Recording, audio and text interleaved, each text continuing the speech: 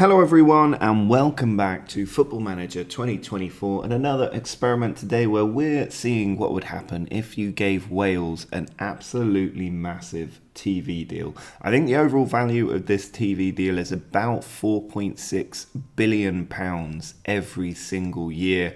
And it gets paid at the start of each new season. So what will happen is per club, I think it's about £400 million each per year going into the club, which they'll then have to use on transfers and wages and try and basically get it out the club before they hit the cap of £1 billion and start to run into some sort of trouble just with the game mechanics. So this money is going to keep coming in year after year. I don't think that it's going to be a very short period of time before the Welsh League goes from 107th in the world to the top 10. So this experiment might run forward for quite a while. I'm thinking potentially even as far as 70 or 80 years into the future before we even start to see any results. But ideally, it's always going to be difficult for the Welsh League to compete with like the Premier League in England or with Spain. So instead, I think one of the goals for this experiment has got to be just seeing a Welsh team win a European competition. I think that would be enough if we could do that. So we'll go forward ideally to the point at which that has happened at least once, or they're competing regularly in those European competitions. I think what we'll do first is maybe go forward 20 years in the future, see how they're doing, and then we can jump even further forward depending on the success they've had at that point. So the key thing right now is to remember they are 107th in the league rankings, just above the Polish second division. So they've got some way to climb. Well, we are now 20 years in the future, and you can see they have already absolutely flown up the competition reputation rankings. You can see they've gone from 107th to 41st in 2038, and then they plateaued a little bit around those rankings before jumping to 28th, and they are now 25th overall. So they really have gone quite far above the Swedish league now.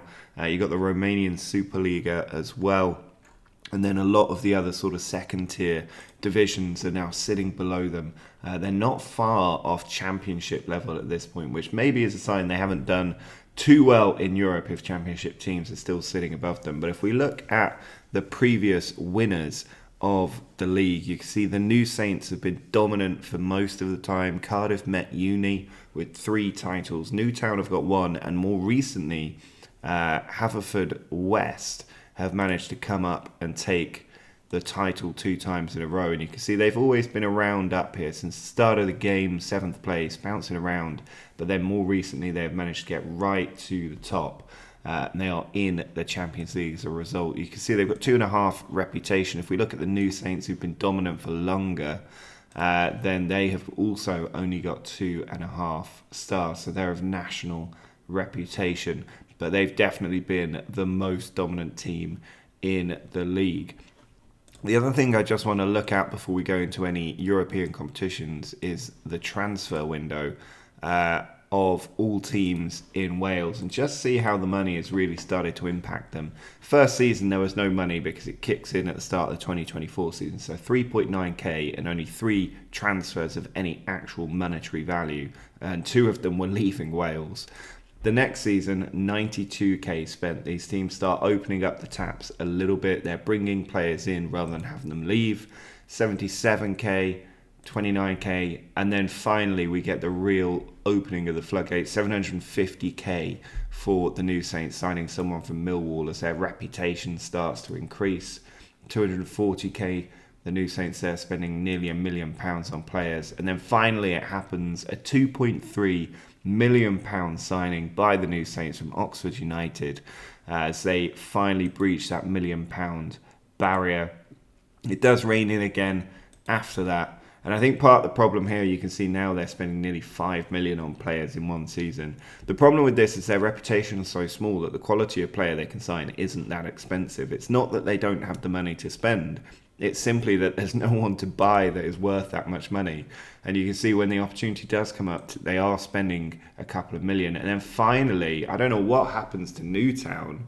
The season before that, I mean, they did spend a few 100,000, and before that, you can see they were opening up the floodgates. But suddenly, £10 million on Stuart Davis from Wrexham, 6.25 on another Wrexham player, Dennis Gulderman, and then millions on other players as well. They suddenly just decide to explode. The new Saints feel they need to respond, spend 10 million on their own player from Chesterfield, spending 20 million over 4 players. And then the following season, they breached that £20 million barrier directly, signing Rob Green from Barnsley. They also sell Finn Evans, a player they signed the season before for 10 million. He goes out for 13.75. But they spend nearly 30 million. 16.5 million spent by Ballatown. You can see the millions starting to appear more commonly now. 16.75 and then 23.5 and 19.75. They spend a huge amount. Alexandra Dumia signing players now from the likes of Newcastle, Aston Villa. They might be youth players, but they are Premier League players nonetheless. And that is a real sign that they've begun to open up that reputation and get where they need to be. You can see in terms of the new Saints club details, reputation up at 5,000 now. I think it was down in sort of low 2,000-3,000s before. Club attendance not moving. Maximum attendance has probably gone up a bit. But you can see in terms of their income, they're sitting on £971 million. They have a transfer budget, as I said, £241 million transfer budget and a £1.1 million wage budget. They've definitely got the money coming into the club, so there's no doubt about that. It's just the quality of player that they can actually sign. And if we look at the wages, maybe that could be quite interesting. You can see 53 grand. It's not a huge amount for a player that they signed from Aston Villa. So they're still not really opening up the taps. But that, again, transfer value wages is limited to the quality of player they can sign, not a willingness to spend the money. And then if we just have a little look at their senior squad schedule for the last few years, where they maybe could have achieved something in Europe, what stage they get into? They didn't even qualify for Europe most recently. But they did make it into the Europa League group phase, so knocked out the Champions League qualifying path by Dynamo Kiev. And then in the Europa League group stage, doing well enough to make it into knockouts. They beat Partizan to get through, but were ended by Arsenal in the last 16, and that's always going to be the challenge. They need a bit of luck, a favourable run, and then to compete against the big teams. They're playing their matches at the Cardiff City Stadium in Europe, because obviously their own ground not good enough. Only 2,000 fans turned out for a knockout against Partizan, whereas they had 18,000 turn out for a match against Arsenal. So that's the new Saints. I don't think, if we have a look at their competition history, there's going to be any European surprises in here. We'll have a quick flick through and see if anybody's won anything more than the Cymru Premier League, but it doesn't look that way at the moment. Yeah, the new Saints by far the most dominant team in Welsh football right now.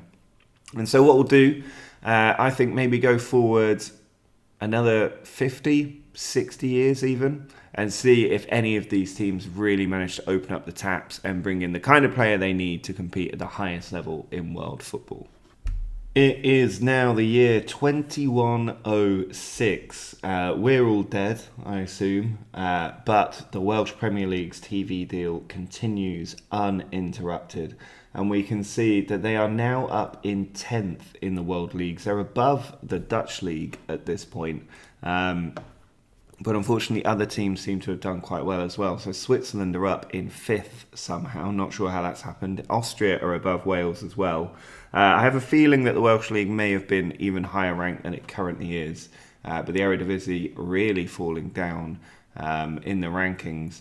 And if we have a look at the past winners in recent history, there's actually been quite a lot of change. We left off when the new Saints were dominating and Haverfordwest had just started to come in. And then there was quite a lot of competition at the top of the league. Haverfordwest doing well before Newtown really dominated Welsh football. Then Ballatown had a decade of control. And ever since then, it's been sort of those two teams, with Carnarvon also getting into the mix. But basically, Newtown and Ballatown have been the dominant teams over this period. And if we take Newtown, who've maybe been the most dominant in the most recent history, and have a look at their club, you can see, again, not much of a capacity in their stadium. They've had quite a few legends come into the team now. But if we look at the club details, you can see that reputation now up at 7,000. I think Real Madrid are about 8,500 or something, or are they 9,500? So still not quite at the reputation level of the biggest teams. Club attendance still relatively small, but the finances are pretty... only 83 million, so they're definitely getting through their cash, I would say. £54 million transfer budget. Bit more commercial income coming into the club. Still no debt, because why would there be when they're getting 400 million a year? But Newtown there, maybe not with the kind of money I would have expected them to have. We have a look at Ballatown.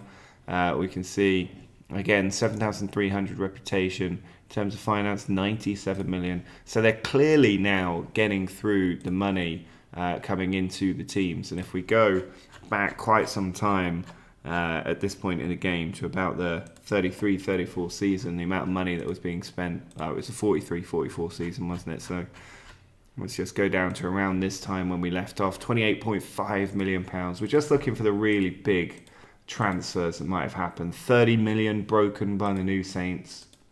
Newtown go over. Haverfordwest spend 40 million on a player from Stoke.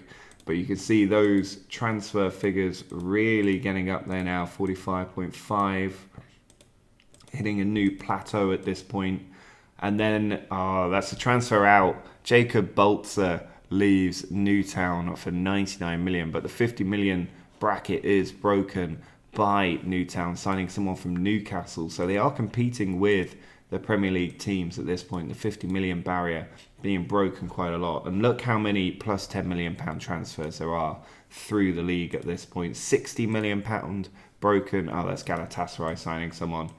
But 76 to Everton there. So there's definitely high quality players in this league. Even Saudi Arabia raiding the Welsh League. And there go Ballatown with 66 million from Plymouth.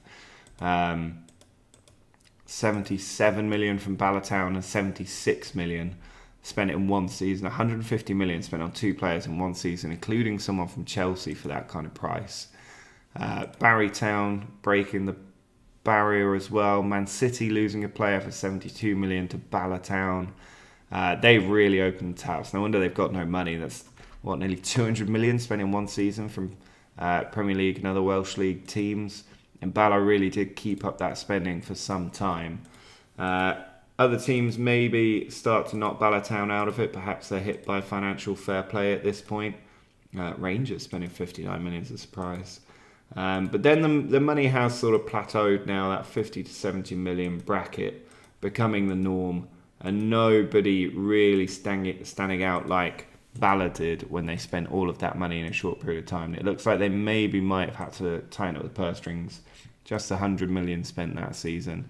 So maybe they had like a really wealthy benefactor come in for a while that was able to underwrite an enormous amount of transfer expenditure. So you see they're breaking that 100 million bracket an awful lot of times.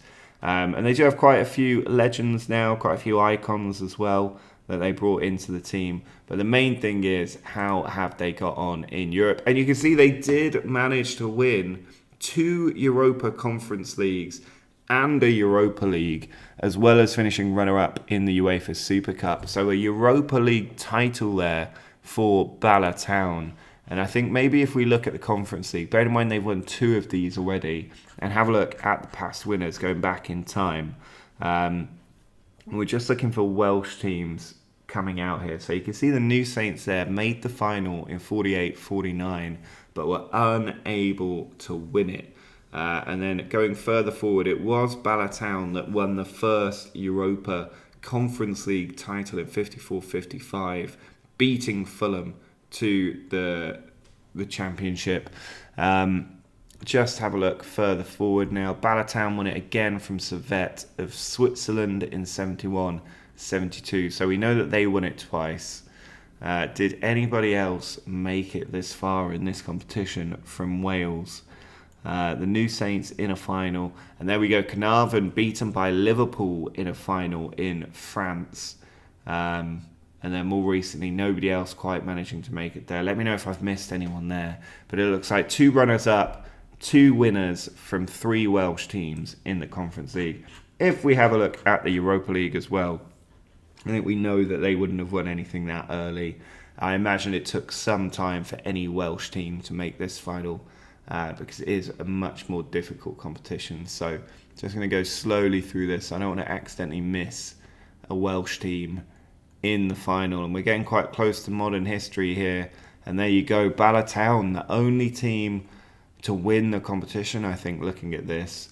So Bala Town were the first to get there, and they got there in the 89-90 season. We saw that in their competition history. And they beat Sevilla to win it in 89-90. And then Carnarvon, so unlucky, made the final 2 years in a row, but lost both times, first to Galatasaray and then to Valencia. So no Europa League title for them. So Bala Town, the only team to win a European competition at that stage. I'm just going to, on the absolute off chance, double check that no Welsh team made a Champions League final, because that would just be insane if that happened. These teams are all a bit more recognisable, so they certainly stand out if they did make it that far. But unfortunately not. They weren't able to make the one in the Millennium Stadium. That was a El Clasico match between Real Madrid and Barcelona. But unfortunately, it's the same old teams winning this, and Tottenham and Everton for some reason. So no shock Welsh team in that stage of the Champions League. What I would like to look at is just if they made it as far as the quarterfinals. Maybe let's start with the round of 16 and just see if we see that Welsh flag appear anywhere in this competition. I'm going to be stunned. It would have happened very recently off the back of the Europa League strong campaigns in recent history, if it were ever to happen. Obviously, with the new Champions League group stage, there's a chance they get out the group stage into the last 16, or the playoffs before the last 16. But it's the last 16 I'm interested in. You can see Newtown did manage to do it. They made it into the last 16 of the Champions League in, what year is this? The 91-92 season. But unfortunately, Everton beat them 2-1 at home, no less, to knock them out. They managed to get a 0-0 draw away, but were unable to do the job at home. And this is definitely the glory period for Welsh teams, where they were doing well in Europe, but nobody really able to kick on. You can see Bala Town did make it there in the 83-84 season, but beaten by Napoli 2-1 away from home, and then 2-0 at home to get knocked out. And we'll just do a final little run back of a few years. You can see again another Welsh team there, Bala Town, beaten by Porto 2-1. So nobody able to get past the last 16 at the moment.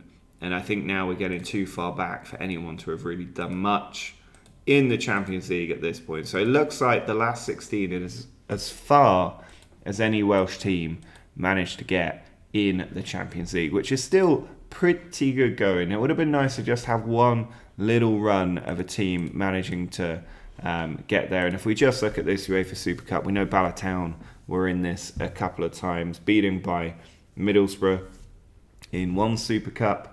And then further back in time, Bala Town were there again, weren't they? Or did they win it another time? They won two. Oh, I suppose they won the Conference League twice, didn't they? So there's no Super Cup. But yeah, unfortunately beaten by Middlesbrough in the Super Cup. Middlesbrough Champions League winners. Who'd have thought that? But that is as far as they managed to get, sadly. So no huge bump up for the Welsh League. The highest they seem to have gotten was 10th in their recent history. They haven't been able to get any higher in the league rankings than that, just 10th twice. I mean, maybe back, because this only goes to 2100, in the 90s, they were a little bit more famous, but I don't think there's a way to have a look at the past history of these.